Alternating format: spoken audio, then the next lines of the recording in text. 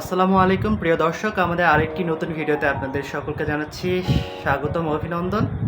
আজ আমি আছি আমাদের কুড়িগ্রাম জেলার একজন গুণী ব্যক্তিত্বের সাথে, যিনি একাধারে একসময় চাকরিজীবী, ব্যবসায়ী এবং অনেক গুণে গুণান্বিত মানুষ। প্রথমেই আমি তার পরিচয় আমরা শুনবো ওনার মুখ থেকে। ধন্যবাদ আপনাকে। আমি মোহাম্মদ রফিকুল হায়দার। আমি 1978 সালে এসএসসি পাস করি, 1980-তে এইচএসসি পাস করি। তারপরে আমি কারমাইকেল কলেজে ইংলিশ অনার্সে ভর্তি হই, কিন্তু ওখানে আমার লেখাপড়া করা সম্ভব হয় না। আমি ফিরে আসি কুড়িগ্রামে ফিরে এসে আমি এখান থেকে গ্র্যাজুয়েশন কমপ্লিট করি। তারপরে আবার ন্যাশনাল ইউনিভার্সিটির মাধ্যমে আমি মাস্টার্স কমপ্লিট করি। এবং শুধু তাই নয়, আমি চাকরি করাকালীন সময়ে আসানিয়া দারুল এহসান ইউনিভার্সিটি থেকে ইংলিশে মাস্টার্স কমপ্লিট করছি, যেটা অনেকেই এখনও করে। জি ধন্যবাদ। প্রিয় দর্শক, আজ আমরা হায়দার স্যারের জীবনী শুনবো এবং তার কাছ থেকে কিছু কালজয়ী গান শুনবো। প্রিয় দর্শক, আজ প্রথমবারের মতো আমাদের চ্যানেলে আমার চ্যানেলের ডিরেক্টর বলবো, এবং যার প্রচেষ্টায় আমরা এই চ্যানেলটাকে দাঁড় করানোর চেষ্টা করছি, কুড়িগ্রাম জেলার সাংস্কৃতিক জগতের ত্যাগী ব্যক্তিত্ব মোস্তাফিজুর রহমান। এবং তার পাশাপাশি আমাদের সাথে আরেকজন আছে, যিনি একজন সঙ্গীত শিল্পী, অভিনেতা এবং তার সাথে সাথে তবলাবাদক, নারায়ণ চন্দ্র। তিনি আজ আমাদের সাথে তবলা বাজিয়ে সহযোগিতা করবেন। আর আমাদের গুণী ব্যক্তিত্ব, অভিনেতা, গায়ক, আবৃত্তিকার মোস্তাফিজুর ভাই, উনি আজ আমাদের হারমোনিয়াম বাজিয়ে আজকের প্রোগ্রামটা বাস্তবায়ন করার পিছনে কাজ করবে। স্যার, প্রথম কি গান দিয়ে শুরু করবেন? আমার নজরুলগীতি সবচেয়ে পছন্দ। জীবনে আমি নজরুলগীতি গাইতাম। জি। কারণ নজরুলগীতি গাওয়ার পিছনে একটা কারণ, যে আমার যে ওস্তাদ ছিলেন হাবিবুর রহমান দুলাল, উনি শুধু আসতেন, উনি হারমোনিয়াম বাজাইতেন, আর তিলক আমার ছেলে ছিল, ও তবলা বাজাইতেন। তো ওনারা শুধু আমার কাছে গানে শুনতেন, যার কারণে আমার জীবনে আর সারগাম শেখা হয়নি। আচ্ছা আচ্ছা। প্রতিদিনই, সপ্তাহে 2 দিন আসতেন, এই 2 দিনেই ওনারা শুধু আমার গান শুনতেন। তো এই কারণে আমি নজরুলগীতি দিয়ে শুরু করতে চাই একটা গান। জি ধন্যবাদ। তাহলে আমরা প্রথমে একটা নজরুল গীতি শুনবো।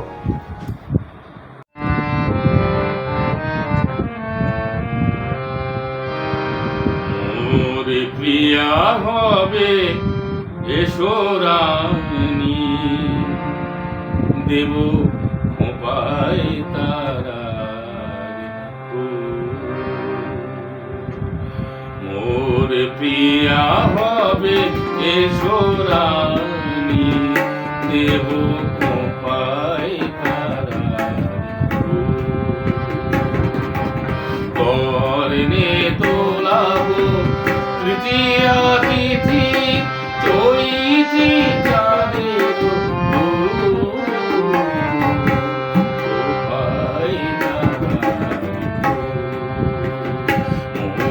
প্রিয়া হবে এসো রানী, দেব খোপায় তারা।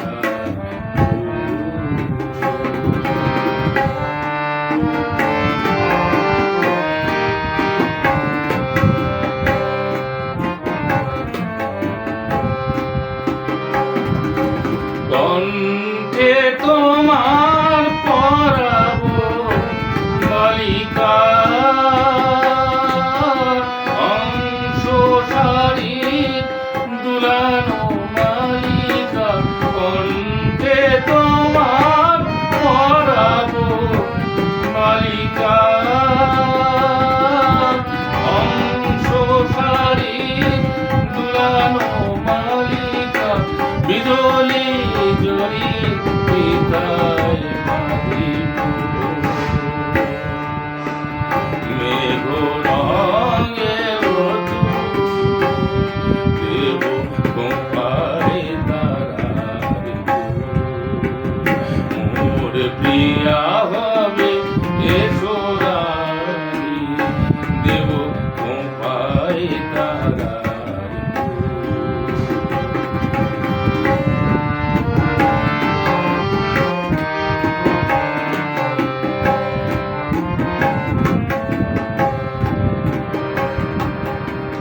সোনার সাথে চন্দন দিয়া মাখাবো তোমার রাম ধনুতে লাল রং ছানি আলতা পড়াবো পায় সোনার সাথে চন্দন দিয়া মাখাবো তোমার রাম ধনু হতে লালে রং ছানি আলতা পড়াবো পায় আমার গানে সাধর সুর দিয়া তোমার বাসর রসিব হে প্রিয়া তোমারে ঘিরিয়া গাহিবে আমার কবিতার দেব পাই তারার মোর প্রিয়া হবে এসো রানী দেব পাই তারা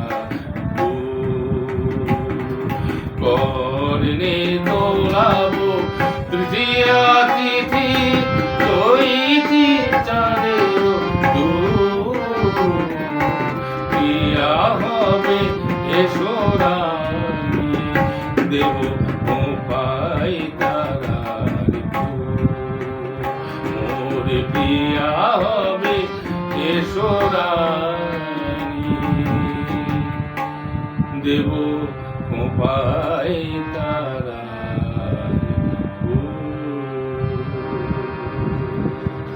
চমৎকার, পুরো হৃদয়ে জুড়িয়ে গেল।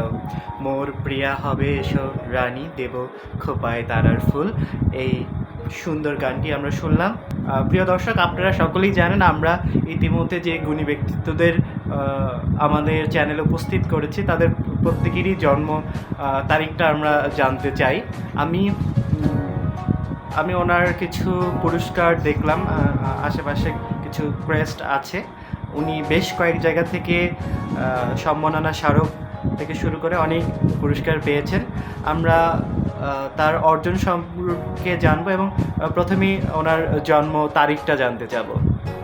ধন্যবাদ। আমার জন্ম হচ্ছে 15/2/1962, মানে আমার 62 বছর বয়স এখন। যদিও বা দেখে কখনোই বোঝার উপায় নাই। আমি প্রিয় দর্শক, আমি কিন্তু কখনো কারো জন্ম সাল জিজ্ঞেস করি না, তারিখ জিজ্ঞেস করি। উনি গর্বের সহিত কিন্তু ওনার সালটা বললো, কারণ উনি ওনার ফিটনেসটা এমনভাবে ধরে রেখেছে যে বোঝার কোনো উপায় নেই যে ওনার বয়স 60 পেরিয়ে গিয়েছে, 62। এইটা কিন্তু অনেক বড় অনুপ্রেরণা। আসলে যারা সংস্কৃতি মনা মানুষ হয় সবসময় মন তার হাসি খুশি থাকে, এই কারণেই মনে হয় যে সংস্কৃতি মানা মানুষগুলো সবসময় চিরতরুণ থাকে। যদি আমি বলি যে আমার অর্জন, সেটা আমার একার অর্জন না, সেটা কুড়িগ্রামবাসীর অর্জন। আমি যদি সমস্ত ক্রেস্টগুলো আমি এখন বাঁধায় নেই, আমার মনে হয় 5000-এর উপরে হবে। কারণ আমি ফেসবুকে আমার যে সমস্ত কবিতা দেশে এবং দেশের বাইরে, ইন্ডিয়ায় বেশি করি, ওখান থেকে যে সমস্ত সনদ পেয়েছি প্রায় 5000-এর উপরে। অনেক অনেক অনেক। এবং আমাকে 2বার দাওয়াত দেওয়া হয়েছিল ইন্ডিয়াতে যাওয়ার জন্য, কিন্তু আমার শারীরিক অসুস্থতার কারণে আমি যেতে পারিনি। ওনাদেরকে আমি সরি বলছি। তবে ওনারা আসছিলেন আমাদের এখানে একবার, আমরা ওনাদেরকে সম্বর্ধনা দিয়েছি। তো আমি আশা করব এবং আপনারা দোয়া করবেন আমার জন্য, যেন আমার কলম থেমে না থাকে যতদিন আমি মারা না যাই। আর পাশাপাশি আমি বলবো যে ললিত কলা একাডেমির যে আমরা দুজন মানুষ এখানে আছি, ললিত কলা একাডেমি একদিন কুড়িগ্রামে মাথা উঁচু করে দাঁড়াবে, সবাই জানবে, যদিও জানে এখনও, কিন্তু আমাদের যখন একটা ঘর হবে, আমরা যখন সেখানে সাউন্ড সিস্টেম নিয়ে বলবো, আমি যেমন আজকে একটা মেয়ের গান শুনলাম, আমার খুবই ভালো লেগেছে। এরকম করে আস্তে আস্তে কিন্তু অনেক প্রতিভা বিকশিত হবে। শুধুমাত্র আমরা যারা এখানে আছি তারাই নয়, আমাদের ধরেন যে ললিত কলা একাডেমিতে আরও অনেক লোকজন আছে যারা বিভিন্ন জায়গায় থিয়েটার করে বেড়াচ্ছেন, গান করছেন। আমি তাদেরকে সাধুবাদ জানাই এবং তাদেরকে আরও আমি এভাবেই বলবো যে আপনারা সাথে থাকেন ইনশাল্লাহ কুড়িগ্রাম জেলায় আমরা সব একাডেমির চেয়ে ললিত একাডেমি মাথা উঁচু করে দাঁড়াবে এবং সবার কাছে এটা স্বীকৃত হবে, এটাই আমি আশা করছি। জি, ধন্যবাদ। প্রিয় দর্শক, আমরা এতক্ষণ থেকে হায়দার স্যারের গান শুনলাম, এর ফাঁকে ফাঁকে আমরা নাস্তা করেছি আর আমরা কিছু খোঁজ গল্পও করেছি আমাদের ললিতকলা একাডেমি সম্পর্কে। যদিও ললিতকলা একাডেমির প্রধান মাথা দুইজন আছে, সাধারণ সম্পাদক, সভাপতি এবং কার্যকরী সদস্যের ব্যক্তিগণ আমরা এখানে উপস্থিত আছি। আমাদের সংগঠনের কথাও চলছে, আর যদিও সংগঠনের ভবন নাই, তারপরেও এত সংগঠনের মানুষ আমরা কোথা থেকে আসি, এবং আমার কাছে মনে হয় যে ললিতকলা একাডেমিতে যারা কাজ করে তারা স্বার্থ ছাড়াই সংগঠনের জন্য কাজ করে। আমরা ইতিপূর্বে আমাদের যিনি সভাপতি ছিল তার অবদান বলে প্রকাশ করার মতো না, তিনি এখনও আমাদের উপদেষ্টা কমিটিতে আছে। আমরা তাকে পেয়ে আমরা আসলেই অনেক গর্বিত। এবার তুমি কি দেখেছো প্রভু জীবনের? জি, তুমি কি দেখেছো প্রভু জীবনের পরাজয়, দুঃখের দহনে করুণ রোদনে তিলে তিলে তার তিলে তিলে তার তুমি কি দেখেছো প্রভু জীবনের পরাজয়, দুঃখের দহনে করুণ রোদন তিলে তিলে তার তিলে তিলে তার তুমি কি দেখেছো প্রভু?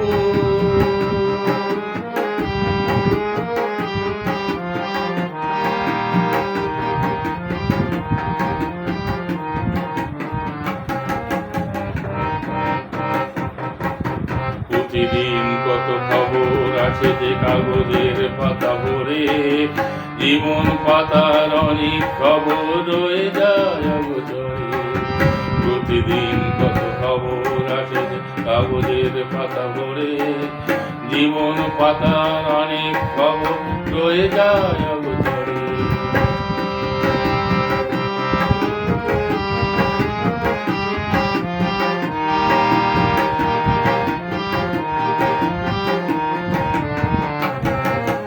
কেউ তো জানে না প্রাণেরা প্রতি বারে বারে সে কি চায়, স্বার্থের টানে প্রিয়জন কেন দূরে সরে চলে যায়।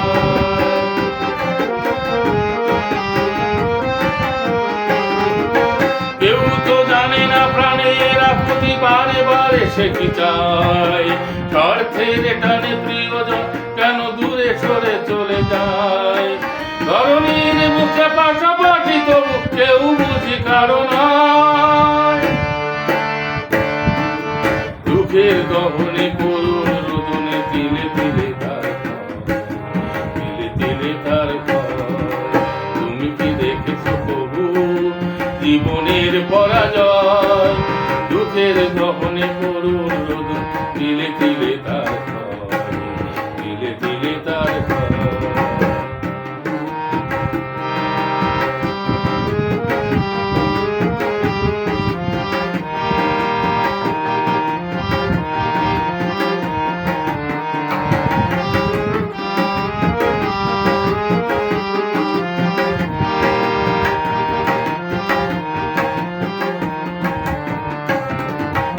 আমি তো দেখেছি কত যে স্বপ্ন মুখলেই ঝরে যায়, স্বার্থের টানে প্রিয়জন কেন দূরে সরে চলে যায়।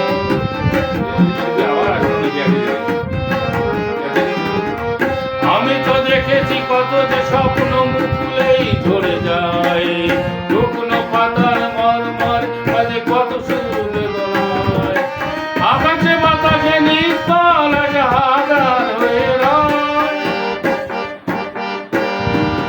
দুঃখের দহনে করুণ রোদনে তিলে তিলে তার তিলে তিলে তার তুমি কি দেখেছো প্রভু জীবনের পরাজয়, দুঃখের দহনে করুণ রোদন তিলে তিলে তার তিলে তিলে তার তুমি কি দেখেছো প্রভু? চমৎকার ছিল। প্রিয় দর্শক, আপনারা এতক্ষণ শুনছেন অনেক সুন্দর সুন্দর গান, এবং গানগুলো আমাদের সামনে পরিবেশন করছে রফিকুল হায়দার স্যার। আমরা তার কাছে আরেকটি প্রশ্ন করব, সেটা হচ্ছে তার গানের প্রতি ভালোবাসা এবং গানের হাতেখড়ি এবং গান নিয়ে তার ভবিষ্যৎ পরিকল্পনা কি। আমি তো প্রথমেই বলছি যে আমার যে গান গাওয়ার যে ইচ্ছা, সদিচ্ছা, এটা ছোটোবেলা থেকেই আমার ছিল। কারণ আমার দাদা, উনি একজন চিস্তিয়া তরিকার লোক ছিলেন। উনি গান শুনতেন প্রতি বছর, শুধু নয় প্রতি মাসে মাসেই গান শুনতেন। গান পাগল মানুষ ছিলেন। ওখানে বসে বসে আমি গান করতাম, গান শুনতামও। তো সেখান থেকে আমার গানে আসা। এবং এক সময়ে আমরা যখন প্রাইমারি স্কুলে পড়ি, তখন আমাদের একজন ওখানে গ্রামের টিচার ছিলেন। উনি মানে হারমোনিয়াম বাজাতেন। আমরা 3 ভাই, আমার এক জ্যাঠাতো ভাই, আমরা 2 ভাই গান গাওয়া শুরু করছিলাম। তো ওখানেই আমার বড় ভাইয়ের হচ্ছিল না সুর, তো ওনাকে বারবার বের করে দিচ্ছিল। গরুর কাঁধে লাঙল দিয়ে ঠেলতে ঠেলতে ঠেলতে ও বাঁধান চল যাই চল মাঠে লাঙল বাইতে, এই গানটা। তো শেষ পর্যন্ত আমরা দুজনে গাইছিলাম এবং গানটা খুব ভালো হয়েছিল। আমাদেরকে পুরস্কারও দেওয়া হয়েছিল। তো পরবর্তীতে কুড়িগ্রামে আসার পরে বিভিন্ন, আমি বলবো কি, যে কুড়িগ্রামের যে সাংস্কৃতিক অঙ্গন, সত্যি কথাই বলতে হয়, যদিও মোস্তাফিজুর ভাই আমার সাথেই আছেন, যে এখানে এত বেশি পলিটিক্স, এত বেশি, আমি গান গাইতে গেছি, সেখানে আমার গান গাইতে দেওয়া হচ্ছে না। পরবর্তীতে আমি ডিসিকে ফোন করছি যে স্যার আমাকে গান গাইতে দেওয়া হচ্ছে না। তখন উনি ওই ওখানকার যে কর্মকর্তা ছিল তাকে তাৎক্ষণিকভাবে বলছেন যে হায়দারকে গান গাইতে দাও। তখন এটা ছিল নজরুল জয়ন্তী। এই নজরুল জয়ন্তীতে গানটা গাইছিলাম। সেই গানটা হচ্ছে মোর প্রিয়া হবে ঈশ্বরানী। আমরা এখন সেই গানটা গাই। জি, প্রিয় দর্শক, আপনারা রফিকুল হায়দার স্যারের গানের প্রতি ভালোবাসা, যার জন্মের পরে পরে তার দাদার কাছ থেকে পেয়েছেন। তার শুরুটাই গান থেকে হয়েছে, আর সেই মানুষকে আমি আর গান নিয়ে কী প্রশ্ন করব। যদিও বা উনি এখন আমাদের কুড়িগ্রাম জেলার সন্তানদের জন্য খুব সক্রিয়ভাবে কাজ করছে ললিতকলা একাডেমির জন্য, এবং তিনি বর্তমান ললিতকলা একাডেমির সভাপতির দায়িত্ব পালন করছেন।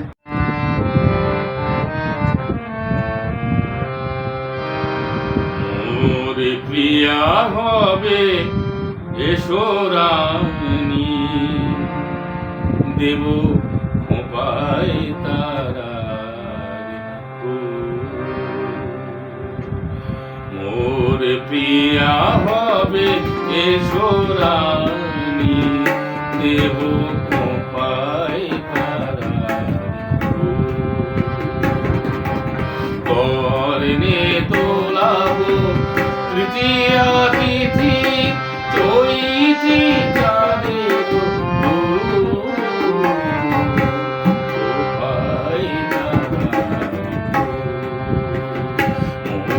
প্রিয়া হবে ঈশ্বরানী, দেব খোপায় তারা।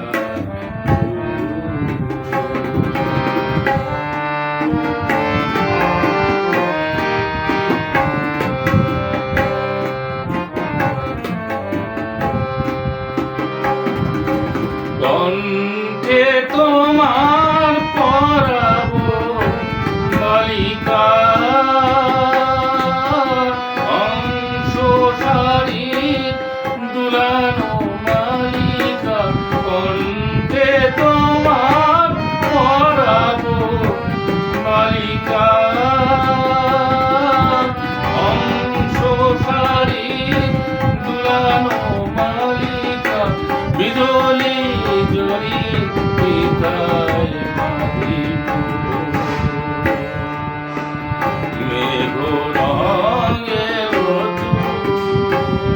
দেব খোপায় তারা, মোর প্রিয়া হবে ঈশ্বরানী, দেব খোপায় তারা।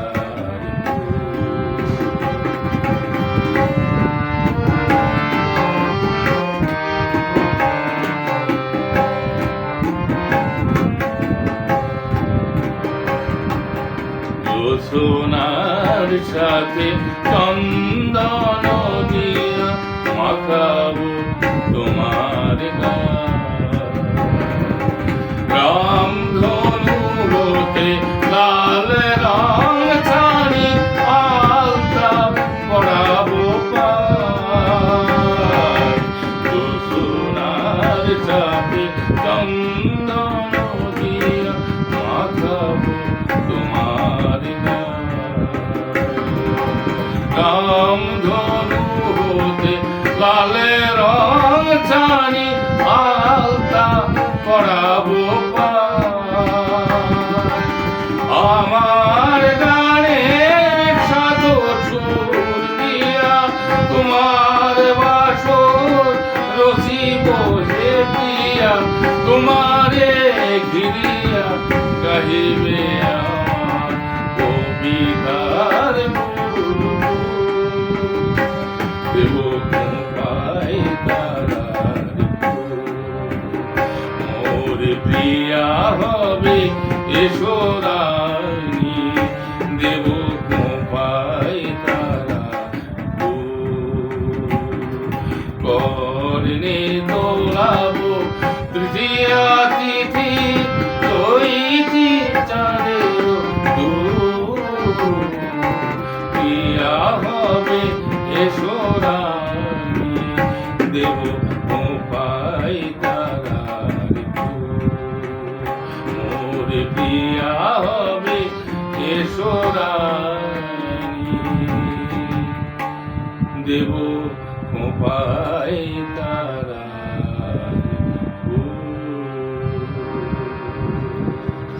চমৎকার, পুরো হৃদয়ে জুড়িয়ে গেল। প্রিয় দর্শক, আমরা আরেকটি নজরুল সঙ্গীত উপভোগ করব। ব্রজ গোপী খেলে হরি হরি রে, ব্রজ গোপী খেলে হরি,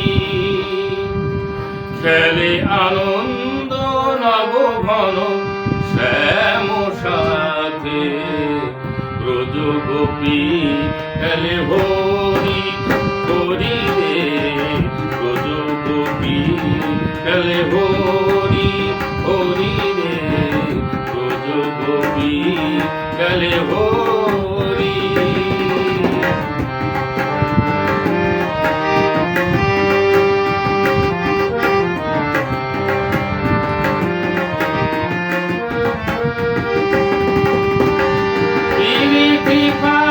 মাথা হরির সঙ্গে হরি খেলে হরি উন্মাদ রঙ্গে, প্রীতি ভাগ মাথা হরির সঙ্গে হরি খেলে হরি উন্মাদ রঙ্গে, বসন্তে কিশোর দুরন্ত, বসন্তে কিশোর দুরন্ত, রাধারে যে নিতে ইস্তানি হাতে, ব্রজ গোপী খেলে হরি হরি রে, ব্রজ গোপী খেলে হরি।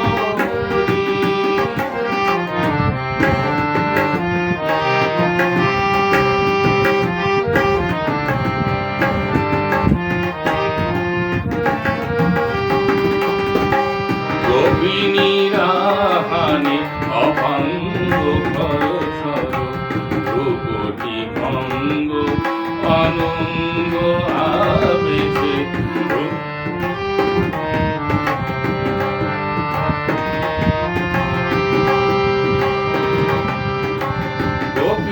গোপিনীরাহানে অভঙ্গ খরসর, রূপটি ভঙ্গ অনঙ্গ আবেশে, জর জর থর থর, জর জর থর থর, শ্যামের ভঙ্গ, শ্যামল তনুতে হরিত কুঞ্জে, অশোক ফুটেছে যেন কুঞ্জে কুঞ্জে, শ্যামল তনুতে হরিত কুঞ্জে, অশোক ফুটেছে যেন পুঞ্জে রং পিয়াছি মন ভ্রমর গুঞ্জে রং পিয়াছি মন ভ্রমর গুঞ্জে ঢালো আরো ঢালো রং ঢালো আরো ঢালো রং প্রেম